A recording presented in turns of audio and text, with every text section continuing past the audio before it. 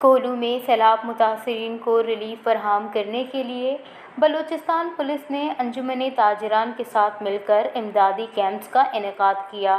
جہاں سیلاب متاثرین کی بحالی کے لیے امدادی سامان جمع کیا جا رہا ہے۔ کوہلو پولیس کی جانب سے جمع کیے گئے امدادی رقم سے model check post nurse cadet college میں 58 مستحق خاندانوں میں راشن تقسیم کیے گئے ہیں، جس میں آٹا، گھی، چینی، دالیں اور چاول شامل ہیں۔ ہم انجمن تاجران کی طرف سے SHO صاحب، DSP صاحب، یہ سب کی طرف سے یہ جو ہے نا راشن بنایا ہے اور تقریباً 2400 روپے کا فی ہے۔ میڈیا کے دوستوں، جیسے کہ آپ سب کو معلوم ہے کہ انسپیکٹر جنرل پولیس صاحب جناب DIG صاحب محکمہ عالیہ جناب پولیس حکام کا کہنا ہے کہ پولیس فورس عوامی خدمات میں بھی دیگر حکومتی اداروں کے ساتھ مل کر کام کر رہی ہے تاکہ موجودہ مشکل صورتحال میں عوام کو ریلیف مل سکے۔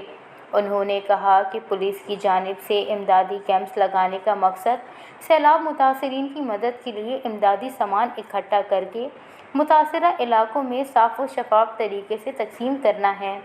جبکہ اس حوالے سے ضلع بھر میں تاجر برادری، سول سوسائٹی کے نمائندے اور مخیر حضرات سیلاب متاثرین کی مدد کے لیے رابطہ کر رہے ہیں اور اس مشکل گھڑی میں عوام کی مدد کے لیے آگے آ رہے ہیں۔